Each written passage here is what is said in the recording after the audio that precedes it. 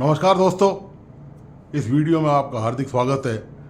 दोस्तों, इस वीडियो को पूरा देखें आखिर तक और प्लीज़ इस YouTube चैनल को लाइक सब्सक्राइब करना और बेल आइकन दबाना नहीं भूलें। दोस्तों, आपको बताइए कि इन दिनों चुनावी माहौल है और चुनाव में 5 राज्यों में विधानसभा चुनाव हैं और सारी पार्टियां पूरे जोश खरोश से, पूरे दमखम से चुनाव के मैदान में हैं। अभी तो टिकटों के वितरण के मामले चल रहे हैं। कहीं पर कोई विद्रोह हो रहा है तो कहीं सहमति के स्वर हैं, कहीं कोई पार्टी छोड़ के इधर से उधर जा रहा है। ये लोकतंत्र है और ये अपना लोकतंत्र जैसा भी आप पता ही है कि थोड़ा लंगड़ा के चल रहा है लोकतंत्र अपना, और ये इसकी लंगड़ी आदत कब ख़त्म होगी ये तो कहना अभी मुश्किल है, क्योंकि कोई भी लोकतंत्र परिपक्व होता है तो अमेरिका का लोकतंत्र आप देख लें या ऐसे किसी बड़े कंट्री का, ब्रिटेन का देख लें, वो सैकड़ों साल पुराने लोकतंत्र हैं। तब जाकर वहाँ इतनी समझ और इतनी परिपक्वता आई है कि वो लोकतंत्र को लोकतंत्र की तरह चलाएं। खैर, विषय ये नहीं है, मुद्दा ये है कि चूंकि चुनाव का माहौल है तो माहौल में दरअसल नेता जो बयानबाजी कर रहे हैं वो बड़ी मज़ेदार है। आप देखिए कि किस किस तरह के बयान किस किस के खिलाफ क्या क्या दिए जा रहे हैं। तो मैं केवल आज इन बयानों को समेट नहीं रहा हूँ। आप चूँकि वाकिफ़ हैं, आप जानते ही हैं, आप कि न किन्हीं मीडिया के माध्यमों से जुड़े रहते ही हैं, चाहे वो टीवी चैनल हो, चाहे अखबार हो और चाहे वो सोशल मीडिया की जानकारी हो। मैं सिर्फ एक वाक्य, एक बयान का विश्लेषण आपके सामने करने का प्रयास कर रहा हूँ। आप ये देखिए कि जो चुनावी माहौल है उसमें जो बयानबाजी की जा रही है और जो चुनाव के जो दौरे किए जा रहे हैं, तो राजस्थान में भी एक दौरा प्रियंका गांधी वाड्रा का हुआ है।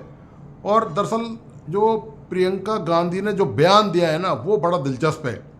तो मैंने सोचा क्यों ना आज इस बयान का विश्लेषण किया जाए और आपके सामने इसके सारे पहलू रखे जाएं।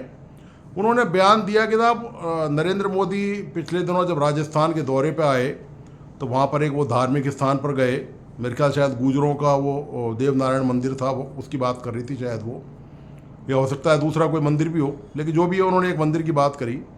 तो उन्होंने कहा कि उसके लिफाफे, जब वो वहाँ पर गए तो प्रधानमंत्री नरेंद्र मोदी विजिट के बाद, तो उन्होंने वहाँ पर सब भगवान को सब चढ़ाते ही आप जानते हैं, तो उन्होंने बतौर भगवान को कुछ चढ़ावा चढ़ाया और एक लिफाफा वहाँ दिया, तो उसमें केवल 11 रुपये निकले। ये कहना है प्रियंका गांधी का। प्रियंका गांधी ने आज बयान दिया है और अपने बयान में ये खुलासा किया है कि प्रधानमंत्री मंदिर में गए और उन्होंने मात्र केवल 11 रुपये का वहाँ भगवान को चढ़ावा चढ़ाया। तो ये दरअसल उन्होंने ये जो बात कही है ना, ये तंज के तौर पे, व्यंग के तौर पे कही है कि भाई देखिए, देश का प्रधानमंत्री है, इतना बड़ा आदमी है, इतना तगड़ा तामझाम है, पार्टी के पास इतना सब कुछ है, और वह आदमी भगवान के मंदिर में जाए, महज 11 रुपये चढ़ाए। तो ये बात उन्होंने ऐसे व्यंग के लहजे में कही है और ये उन्होंने बताने की कोशिश करी है कि देखिए मतलब क्या हाल है प्रधानमंत्री का, वो हाल बेहाल बता रही है प्रधानमंत्री को। तो दोस्तों, मैंने सोचा है इस पर खुलासा किया जाए, इसका अच्छी तरह से बारीकी से इसका पोस्टमार्टम किया जाए इस बयान का।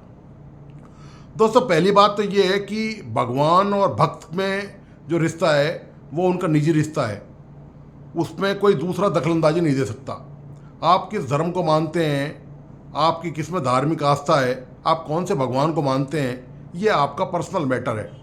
आप भगवान को क्या देते हैं या भगवान आपको क्या दे रहा है, ये आपस में दोनों का द्विपक्षीय रिश्ता है। इसमें तीसरा आदमी कोई नहीं आ सकता। वो ये नहीं बता सकता कि भगवान को आपके साथ क्या सलूक करना है या आप भगवान के साथ कैसा सलूक करें, जो कम से कम सार्वजनिक तौर पर परमिसेबल हो।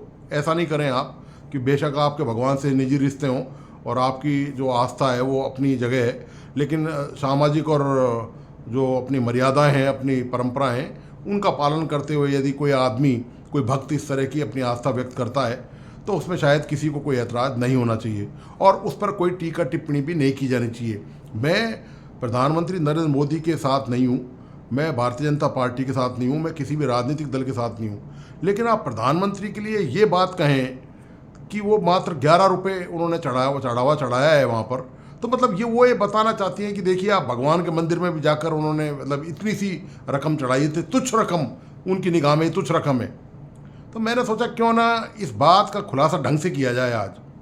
कांग्रेस दरअसल दोस्तों अपनी इन्हीं हरकतों के कारण है ना, कांग्रेस ने मुझे लगता है ख़ास तौर से ये, यदि इन्होंने कुछ गहन अध्ययन किया होता, रिसर्च किया होता ना, तो ये प्रॉब्लम कांग्रेस के साथ नहीं आती। और कांग्रेस ने दोस्तों मुझे लगता है अपने इतिहास से कोई सबक नहीं सीखा है। यदि कांग्रेस आप देखिए लगातार रिपीट पे रिपीट गलतियों पे गलतियाँ करती जा रही है और गलतियों का एक पुतला बन गई है। तो यदि कांग्रेस की यही हालत होती ना, कांग्रेस की इतनी अच्छी आदत होती है, विचारधारा होती है, नीति होती और सर्वकालिक होती और सर्वमान्य होती, तो आप ये निश्चित मान के चलिए 10 साल से बाहर केंद्र सरकार में सत्ता के बाहर नहीं बैठी होती। और आगे आने वाले चुनाव में भी भगवान ही मालिक है कि क्या होने वाला है। विपक्ष की जो हालत है वो आप जानते ही हैं। एमपी में ज़बरदस्त तरीके से समाजवादी पार्टी और कांग्रेस में झंझट हो गया। वहाँ पर उनको एक भी सीट नहीं दी और मतलब कोई समझौता नहीं किया कांग्रेस ने वहाँ पर। खैर ये मुद्दा नहीं है मेरा। तो कांग्रेस ने अपनी गलतियों से, इतिहास से कोई सबक सीखा नहीं है।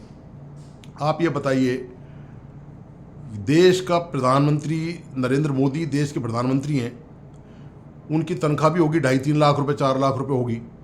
आपको मैं बता दूं, वो अपनी तनख्वाह में से कोई पैसा नहीं लेते हैं। वो वहाँ पर जो भी उनका जो पर्सनल खर्च है वो अपनी तनख्वाह में से उठाते हैं। अपने रसोइये का खर्च, अपने इसका खर्च, अपना पर्सनल जो खर्च है वो सारा खर्च वो खुद मेंटेन करते हैं अपना। सबसे बड़ी बात यह है कि उनके आगे पीछे कोई नहीं है, जो सबसे इम्पोर्टेंट बात है। ना वो अपने परिवार को साथ रखते हैं, अपनी माँ तक को वो अपने साथ नहीं रखते। आप बताइए, जाते ज़रूर हैं अपनी माता जी से मिलने, वो जाते हैं वहाँ पर, तमाम चीज़ें हैं उनकी। परिवार में उनके कोई नहीं है, उनका कोई भतीजा, भांजा, रिश्तेदार, नातेदार, भाई बंद या उनके जितने भी रिश्तेदार हैं वो पीएम हाउस नहीं आ सकते। वहाँ उनकी एंट्री नहीं हो सकती, वहाँ कोई रह नहीं सकता। पीएम मोदी के नाम का दुरुपयोग कोई भी रिश्तेदार, नातेदार नहीं कर सकता। और इवन उनके जो नातेदार, रिश्तेदार हैं, जो आपको पता ही है, जो मुझे भी जानकारी मीडिया के जरिए ही मिली है, कि वो बहुत ही सामान्य किस्म के रोजगार करते हैं। कोई व्यवसाय करता है, कोई बहुत बड़ा लंबा चौड़ी उनकी फैक्ट्री या कारखाने नहीं है। आप बताइए, देश के प्रधानमंत्री के लिए या एक छोटा सा गली का नेता हो जाता है, वो जाने क्या क्या कारनामे कर डालता है।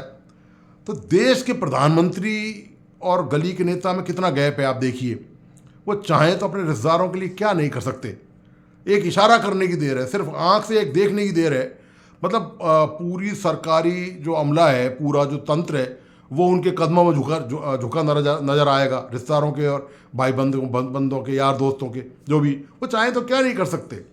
मतलब जो आदमी जिसका कोई आगे नहीं, जिसका कोई पीछे नहीं, वो हमेशा केवल देश की बात करते हैं, वो राष्ट्र की बात करते हैं। ये बात अलग है कि उनकी विचारधारा में कहीं ना कहीं वो डिफरेंस हो सकता है कि वो अल्पसंख्यकों को, मुसलमानों को किस नज़रिए से देखते हैं। हालांकि ओपनली प्रधानमंत्री बनने के बाद उन्होंने कभी कोई बयान नहीं दिया। उनकी पार्टी के छोटभैया नेता वो कभी कभी छीटाकशी करते रहते हैं या वो हरकतें कुछ ऐसी करते रहते हैं, वो एक अलग कहानी है। लेकिन नरेंद्र मोदी ने पद पर रहते हुए किसी भी मामले में अल्पसंख्यकों के खिलाफ कोई नीति नहीं बनाई है, ना कोई बयान दिया है। ये कांग्रेस को ये सोचना चाहिए, जिसके आगे पीछे कोई नहीं है, वो यदि 11 रुपये, और फिर बताइए आप भगवान के मंदिर में आप उसी का दिया हुआ सब है। हम तो यही मानते हैं, आप यही सब है कि जो भी सारे धर्म ये मानते हैं। मैं ही नहीं, हमारा धर्म नहीं मानता, हिंदू धर्म ही नहीं मानता, चाहे वो क्रिश्चियन हो, चाहे वो यहूदी धर्म हो, चाहे वो इस्लाम हो, सब मानते हैं कि भाई ईश्वर की देन है सब। तो हम तो उसी का, अब उसको दिया हुआ उसमें से कुछ चढ़ावे हैं तो ठीक है यार, श्रद्धा है अपनी अपनी, आपने उसमें से दिया, कुछ चढ़ा दिया। बाकी तो भगवान ने ही तो सबको आपको दिया है, दिया किसने? तो इस बात पर कोई टीका टिप्पणी करना और कि भगवान के मंदिर में आप गए, आपने 11 रुपये चढ़ाया, ये आप समझ सकते हैं ये किस तरह की मानसिकता को शो करता है। और वो भी वो लोग, मतलब आप बताइए कि पूरा गांधी परिवार करप्शन के आरोप झेल रहा है। कांग्रेस के नेता खुद, प्रियंका गांधी का हस्बैंड रॉबर्ट वाड्रा, खुद राजस्थान में बीकानेर में जो ज़मीनों का मामला है, जो किसानों से उल्टी सीधी दरों में, यहाँ कांग्रेस की गहलोत सरकार थी उस समय, उनसे मिली भगत करके वहाँ पर, और जो ज़मीनों के मामले हो किसानों से, वो कौड़ियों के दाम खरीद लिए। उसमें ईडी की और सीबीआई की पता नहीं किस किस एजेंसी की क्या कार्रवाई चल रही है। कई बार वो कोर्ट आ चुके हैं यहाँ पर, राजस्थान में अपनी जमानत कराने हियरिंग के दौरान आ चुके हैं। ये मामला भी अदालत में पेंडिंग है। इसी तरह सोनिया गांधी के खिलाफ और इनके खिलाफ मामले चल रहे हैं। आप बताइए, करप्शन के केस जिनके खिलाफ चल रहे हों, और छोटे मोटे नहीं, और कांग्रेस तो शासन, आप बताइए राष्ट्रमंडल घोटाला, 2G घोटाला, फलाना घोटाला, कोयला घोटाला, ये तमाम जितने बड़े घोटाले हुए हैं और जिनकी वजह से बाहर बैठे हुए हैं ये आप बता रहे हैं कि आप 11 रुपये चढ़ा रहे हैं। आप ये नहीं देख रहे कि आपने हज़ारों करोड़ डकार लिए और आपने नहीं डकारे, आपने दूसरों की तरफ से भी आंख बंद कर ली। जो जो जिन पार्टियों से इनका गठबंधन था, लालू यादव टाइप पार्टी से, उन्होंने तो कसर नहीं छोड़ी। आप बताइए, उन्होंने लालू यादव जब रेल मंत्री थे तो उन्होंने बिहार के लोगों को रोजगार देने के लिए कह दिया कि आप ज़मीन हमें दे दो अपनी, इसके बदले में आपको रेल में नौकरी दे देंगे। आप बताइए, ये पार्टी है और ये इस तरह की बात बयान दे रही है। आप इनको सोचना चाहिए, इनको आप निरीक्षण करना चाहिए अपना कि चुनावी माहौल है, लोग किस रूप में लेंगे चीज़ों को। कोई भी शब्द आप पब्लिक में यदि बोलते हैं, आप अपने घर में कुछ भी बोलिए, अपने परिवार के साथ कुछ भी बोलिए, लेकिन जब आप सार्वजनिक मंच पे आप कुछ भी बोलते हैं तो आपको बहुत ही केयरफुल रहना पड़ेगा। आपको सावधानी से शब्दों का चयन करना है। हर शब्द का एक खास मैसेज होता है, उसके अंजाम दूर तक होते हैं। आगाज़ कुछ और होता है, आपने आगाज़ तो कर दिया लेकिन आपने अंजाम पे विचार नहीं किया। जो आदमी अपना सब कुछ सर्वस्व जो है वो देश को दे रहा है, ठीक है, वो आदमी 14-14 घंटे 16-16 घंटे नौकरी करता है, उसने आज तक कोई छुट्टी नहीं ली। आप बताइए, आपने कितनी बार खबर पड़ी है कि गांधी परिवार जो है, यही प्रियंका वाड्रा की मैं बता दूं, ये साल में 1 या 2 बार रणथंभौर आती है अपने परिवार के साथ घूमने के लिए। प्रधानमंत्री को आपने कभी नहीं सुना कि वो घूमने कहीं गए हो? कभी सुना है आपने? कोई कार्यक्रम में कहीं वो जाएं, सरकारी फंक्शन हो उनका, या कोई उनकी बैठक हो बहुत महत्वपूर्ण, वहाँ कोई दर्शनीय स्थल हो या धार्मिक स्थल हो, वहाँ पर जाएं, ये तो सुना है। लेकिन वो यूरोप यात्रा पे चले गए, वो इटली चले गए, वो अमेरिका चले गए, वो आराम से 15-20 दिन वहाँ घूम फिर के आ रहे हैं। आप इनका इतिहास देख लीजिए, आप पूरे गांधी परिवार का आए दिन आपको सुनने को मिलता है। कोई यूरोप जा रहा है, कोई अमेरिका जा रहा है, कोई सह परिवार टूर पर जा रहा है, कोई यहाँ जा रहा है, कोई वहाँ जा रहा है। ठीक है, ये जा रहे हैं अपने पैसे पे, ये नहीं है कि कोई सरकारी खर्च पे जा रहे हो। सरकारी खर्च तो अब मिलता भी नहीं है। अब विपक्ष में बैठे हो, सरकारी खर्च कहाँ से मिलेगा आपको? तो वो तो आपने सामान ही बंद है वो सारा, वो तो वहाँ तो हो ही नहीं सकता कुछ भी। तो लेकिन सवाल ये नहीं है, सवाल ये है कि आप यदि एक उंगली उठा रहे हैं ना किसी पर, तो दोस्तों ये जो 4 उंगली मुड़ी हुई है ना, ये पीछे की तरफ आपकी तरफ भी मुड़ी हुई है। ये सबके साथ लागू होता है। ये सिद्धांत न केवल प्रधानमंत्री के साथ है बल्कि आम जीवन में हम सबके साथ भी लागू होता है कि यदि आप एक उंगली किसी को दिखाएंगे तो 4 उंगली आपकी तरफ भी आ रही हैं। तो आप ये कांग्रेस की दिक्कत यही है कि ये कांग्रेस को अपनी तरफ जो 4 उंगली आ रही है ना, वो नहीं दिख रही है, वो उठा रही है, वो उंगली कांग्रेस को नजर आ रही है। तो कांग्रेस को दरअसल ये सब सोचना चाहिए कि किसके बारे में कब क्या बयान देना है। पहले भी आप पता है कि कांग्रेस से उल्टे सीधे बयान दिए नरेंद्र मोदी के मामले को लेकर, जाने क्या क्या कहा, चोर कहा, ये कहा, वो कहा, और ये कहा कि था वो तो क्या बताया था वो चौकीदार चोर है। मतलब ये कोई प्रधानमंत्री के लेवल की बात है? बताइए आप। आपको राजनीतिक हिसाब किताब चुकता करना है तो आप दूसरे तरीके से कीजिए। आपको किसने रोका है? आप बेहतर पॉलिसी बनाइए, आप लोगों के सामने अपनी उपलब्धियों को लेके जाइए। मैं कोई उस मुद्दे पर चर्चा नहीं करना चाहता, आज वो विषय नहीं है। कुछ दिनों में इस पर वीडियो बनाएंगे। चुनाव का माहौल चल रहा है कि कांग्रेस ने क्या किया है इन राज्यों में। कांग्रेस ने कौन सा आदर्श पेश किया बताइए आप। कोई भी एक आदर्श बता दीजिए, कोई भी बता दे कि कांग्रेस ने राष्ट्रीय स्तर पे एक आदर्श पेश किया है जिसको केंद्र सरकार या पूरा विश्व मानने को तैयार हो गया है कि साहब ये नीति बहुत शानदार इस राज्य में रही है और ये गजब की नीति है और इससे पूरी जो है तस्वीर बदल गई है प्रदेश की, और ये नीति लागू हो जाए देश की और विश्व में तो पूरी दुनिया की कायाकल्प हो सकती है। ऐसी कोई नीति आपको नजर आती है कांग्रेस की? पुराना इतिहास भ्रष्टाचार, घोटाले, भाई भतीजावाद से भरा पड़ा है। यही कारण है कि कांग्रेस में भागदौड़ मची हुई है टिकटों को लेकर, आया राम गया राम वाली स्थिति हो रही है। तो कांग्रेस ने दरअसल जो लाइन खींची है ना, वो लाइन ही ऐसी खींची है। जब आप ये बताइए, जब आप खुद ऐसे काले कारनामों में फंसे हुए हों, आप पर दुनिया भर के मुकदमे चल रहे हों, आरोप लगते रहे हों आप पर, विपक्षी गठबंधन की हालत ये है कि गठबंधन वो एक दूसरे की टांग खींचने में लगे हुए हैं। आप कांग्रेस से लड़ाई झगड़ा कर रहा है और उधर समाजवादी पार्टी ने घोषणा कर दी है कि आना हमारे यहाँ यूपी में, आपने हमको एमपी में टिकट नहीं दिया ना, मतलब हमसे सीटों में समझौता नहीं किया, हमारे लिए कोई सीट नहीं छोड़ी, आना खुद कह दिया अखिलेश यादव ने आज एक बयान दे के कह दिया। कल वहाँ पर उन्होंने बयान दिया होगा यूपी में कोई, और उन्होंने कहा कांग्रेस को चुनौती देते हुए कि उत्तर प्रदेश में जब लोकसभा चुनाव होंगे ना तब निपटेंगे आपसे, तब हमसे बात करना आप। उनका कहना ये था कि हमको आपने बात करने के लिए बुला लिया और हमने आपका फ़ोन रिसीव कर लिया और आपने एक भी टिकट नहीं दी हमको वहाँ पर। निश्चित तौर पर अभी आप देखना इनकी जो जूतम पैजार होगी, जो सिर फटवल होने वाली है विपक्षी एकता की, वो एक अलग कहानी है, उस पर अलग से चर्चा की जा सकती है। लेकिन फिलहाल मुद्दा ये है कि कम से कम आप अपनी गरिमा का ख्याल रखें। और यही राहुल गांधी, मैं बताना भूल गया, सॉरी, बीच में वापस आ रहा हूँ, इन्होंने वो कहा चौकीदार चोर है, सुप्रीम कोर्ट में जाके माफ़ी मांगी। वो एक मोदी को चोर बता दिया, वो सारे मोदी चोर हैं। ये वहाँ माफ़ी मांगते डोले, लोकसभा सदस्य खतरे में पड़ गई। आप बताइए कि ये ऐसे बयान देते हैं जिसमें कानूनी फंदे में पहले ही फंसे पड़े हैं आप, और उसको कस रहे हैं, मतलब आप फंदे को। भाई कांग्रेस की छवि देश में पहले इतनी खराब हो चुकी है कि कांग्रेस पूरे देश में शासन करती थी, जिसके सारे राज्यों में सरकारें होती थी, राज्य सरकारें कांग्रेस की थी, वहाँ सिमट के कितने से राज्यों में रह गई हैं, 2-4 राज्यों में रह गई हैं मुश्किल से, और वो भी चुनाव हो रहे हैं अब पता चल जाएगा कितने राज्यों में रहेंगे। तो आप कोई भी ऐसा सकारात्मक, कोई भी अच्छा पहलू, कोई भी ऐसा पहलू जिसे लगे देश को लगे, मतदाता को लगे, वो आप में वापस आस्था अपनी प्रकट कर सकें, वापस उनका भरोसा जीता जा सके, तो ऐसे काम करने चाहिए। ना कि इस तरह की छीटाकशी प्रधानमंत्री, इस तरह वो देश के प्रधानमंत्री हैं, वो किसी एक आदमी के, किसी पार्टी के प्रधानमंत्री नहीं है। वो ठीक है, आप हार गए तो ठीक है, अब आपको ये एक्सेप्ट ही नहीं कि वो प्रधानमंत्री हैं। दरअसल कांग्रेस की दिक्कत ये है, कांग्रेस सत्ता में इतने साल तक रह ली है, तो कांग्रेस को लत लग गई है दरअसल सत्ता की, और बिना सत्ता के बेचैन रहती है। वो एक्सेप्ट ही नहीं कर पा रही है 10 साल से कि नरेंद्र मोदी देश के प्रधानमंत्री हैं। आपको लगता है उनके बयानों से कि वो प्रधानमंत्री के लिए कह रहे हैं? क्या देश के प्रधानमंत्री के लिए कोई इस तरह की भाषा बोल सकता है?